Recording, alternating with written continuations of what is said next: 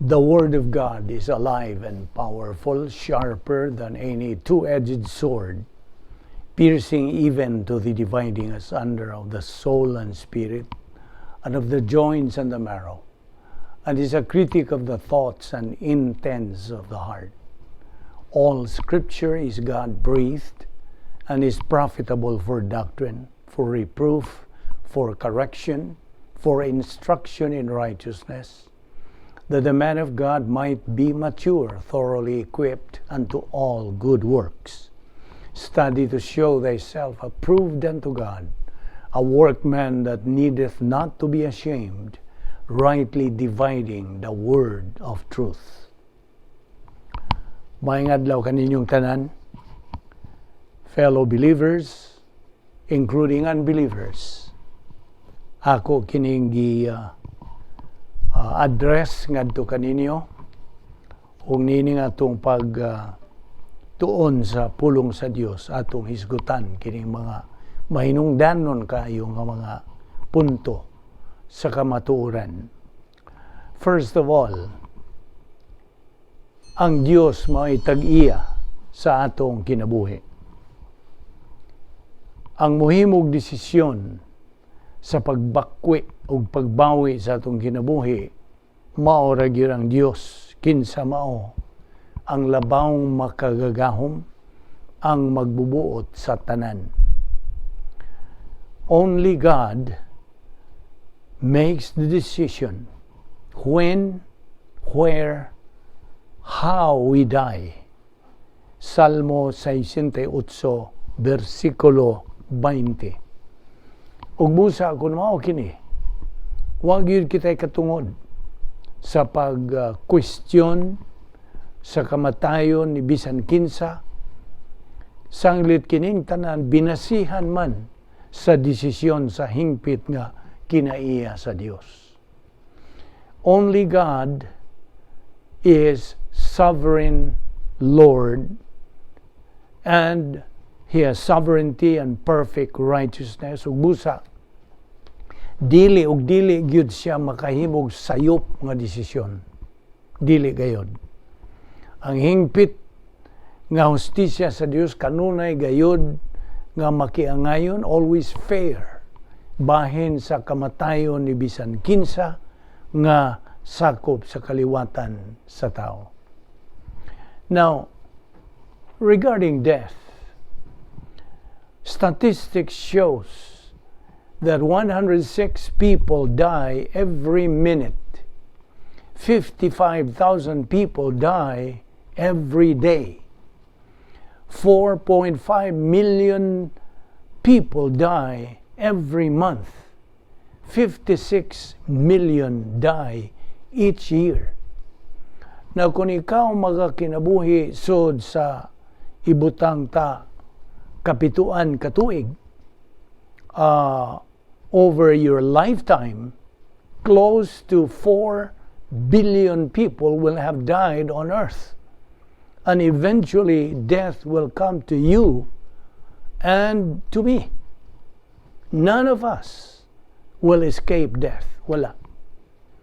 Now, what does the Bible say? Each of us will experience 1 minute after we die. Now, may I ask that question again? What does the Bible say? Each of us will experience 1 minute after we die. Now, my question to you is, mahadlo ka bang mamatay? Do you fear death? Maybe you're afraid to die because you have been diagnosed with an impending disease or cancer, or maybe you had figured in an accident, etc. So, sa ako nang ginaingon nga ang kamatayon is one of the enemy's favorite toy or ploys for making doctrine inaccessible for application, is to create fear, especially the fear of physical death. Fear of dying destroys the believer's capacity for blessing and happiness. Now, this is in reference to believers. in the Lord Jesus Christ. So, it is natural sa pag-ingon to describe a believer's death. I'm addressing this to my fellow believers. That it is natural to describe a believer's death as an accident. But as a believer in the Lord Jesus Christ, and as a child, through faith alone, in Christ alone, there are no accidents in the Christian life. Wala. God has a purpose for keeping the believer alive on this earth, but He also has a purpose for taking each one of us home to heaven at just the right time. So, wala gyud kay angay nga kadlukan may tungod sa kamatayon. But again, there is that fear of the unknown. Unsay buti pasabot, walay kalibutan ang tao bahin sa may tabo human mamatay kung wala siya'y kamatuuran. Like I said, one of the enemy's favorite ploy is making doctrine inaccessible for application and to create fear, especially the fear of physical death. So, ang usa ka magtutuod need not fear death because ana siya'y kamaturan.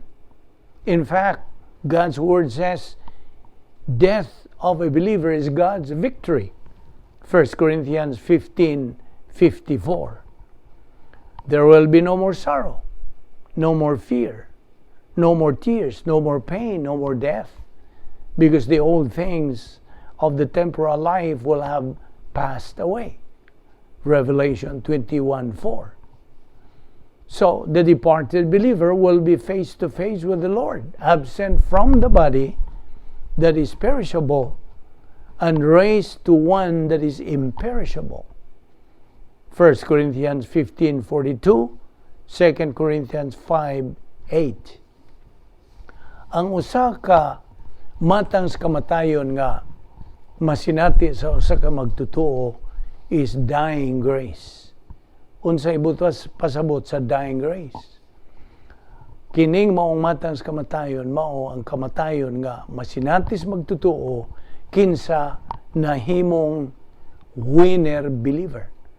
Kay nakatuman man siya sa protokol nga plano sa Dios sa iyang kinabuhi. Ug busa iya kining may experience, dying grace indeed finds the super grace believer standing confidently atop the vantage point of tremendous blessings in time, with his eyes on the wonderful prospects of eternity. He then crosses the high golden bridge into heaven from one prosperity to the next. Now, death, mahitungod sa kamatayon, is absolutely in God's hands. You can eliminate it from your list of worries. Neither the threat of violence or terrorism, nor any form of deadly weapon like coronavirus. No coronavirus can remove you from this life until the Lord so allows. Your demise is strictly the decision of God. You have no control as to the time, the manner, or the place of death. You see, death is the sovereign decision of God's infallible wisdom, impeccable integrity, and unqualified love for you as a member of Christ's royal family. God's perfect justice and perfect righteousness guarantee that He is absolutely fair in His decision regarding your death. Paminaw, and get this. You never need to question His wisdom concerning your departure or the loss of a loved one. Samtang ang atong kabubuton is a determining factor in how we live, the sovereignty of God is the determining factor when we die. How well you die when the time comes for the Lord to take you home depends on your spiritual life. You see, gihang sangkapan kita sa Diyos sa tanan na gyud nga atong gikinahanglan. Wala na kita'y ikapangulipas. We have no reason why nga kita mga magtutuo dili mahimong mga mananaog niining panahona sa atong pagkakristohanon niining ikaduhang bahin sa plano sa Dios. Kaya gihatagan kita, gisangkapan kita, gitaganaan kita sa Dios sa kaniya atong wapang tanan. It's for us to avail of this. This great power experiment has been left to us by the Lord Jesus Christ when He said, while hanging on the cross, tetelestai, tapos na ang akong misyon. Ug akong ibilin kining maong great power experiment nga inyong gamiton sa inyong pagkinabuhi ingon nga mga anak sa Dios. Therefore, ang kamatayon sa usa ka magtutuo is His victory, God's victory. And in fact, death is an expression of God's will, and He desires only the best for the believer. Dying is profit. Philippians 1:21. And why? Ngano man, nga ganansya man. Tungod kay ang matag magtutuo gains infinitely more in eternity than the wealthiest, most powerful, most privileged person who has ever lived. Now, daghang mga passages in the Word of God that instruct the believer not to fear death. Death for the believer is going to sleep. And who is afraid to go to sleep? Listen, death is going home. And who is afraid to go home? Death is arriving face to face with the Lord. And who is afraid to be face to face with the Lord? Kaya ang kamatayon sa usa ka magtutuo, usa ka pagdaog is a victory. Whether you are carnal or spiritual, a winner or a loser believer, the spiritual maturity or Christian degeneracy, your death will always be His triumph. Doon sa gisulti sa 1 Corinthians 15:55 and 57, O death, where is thy sting?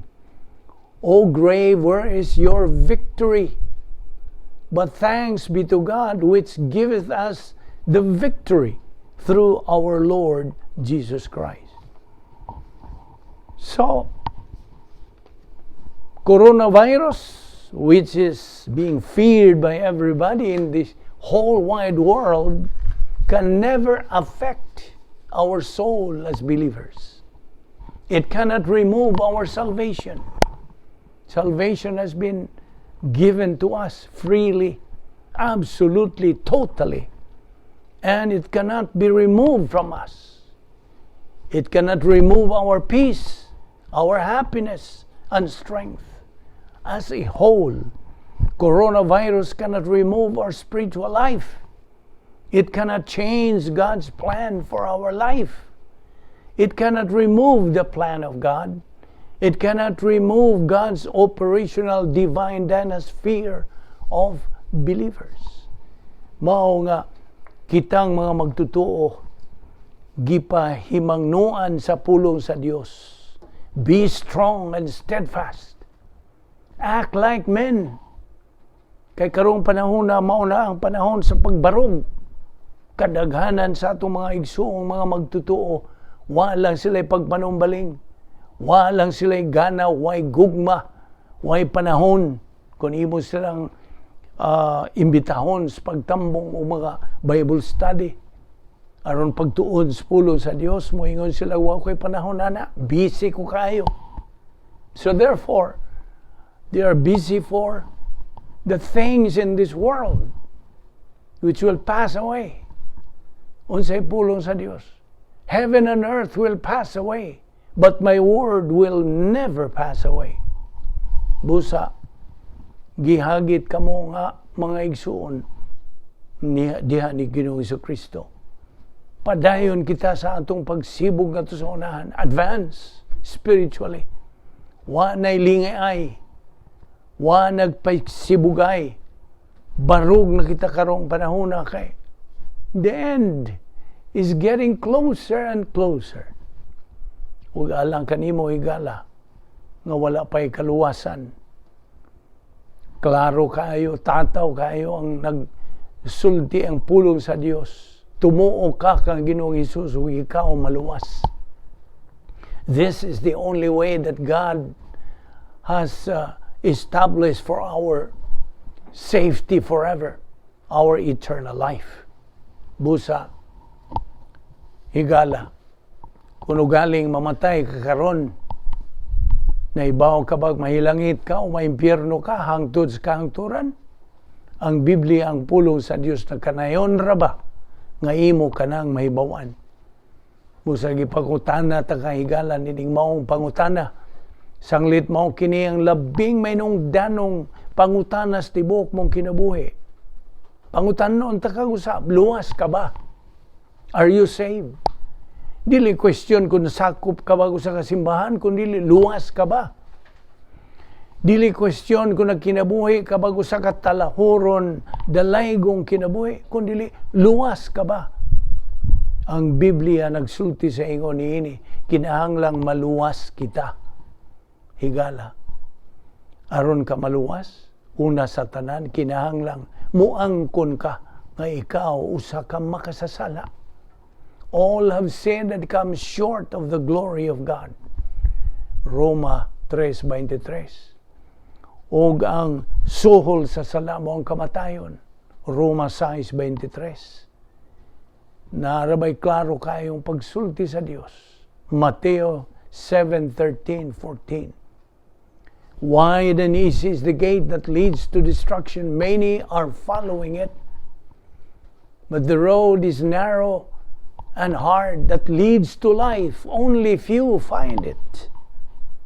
Unya, ang Juan 3:3 nagaingon, gawas kung ikaw magpakatao pag-usab, dili ka makakita sa ginharian sa Dios. Si Ginoong Jesucristo sa Juan 14:6 nagaingon, I am the way, the truth, and the life. No one comes to the Father but by me. Musa, nakakapahigayon. Tumuo ka kang Ginoong Hesus o ikaw maluwas. Namatay siya alang sa imong mga sala. Kay siya ra ang makabayad sa atong mga sala. Wantay kabayad. Musa, sa pagtuon nimo nga siya namatay tungod sa imong mga sala, ikaw maluwas. John 3:36. He who believes in the Son has life. He who does not believe in the Son does not have life, but the wrath of God abides on him. John 3:18. He who believes in him is not condemned, but he who does not believe is condemned already because he has not believed in the only begotten Son of God. Busa, tumuo ka kang Ginoong Hesus ug ikaw maluwas.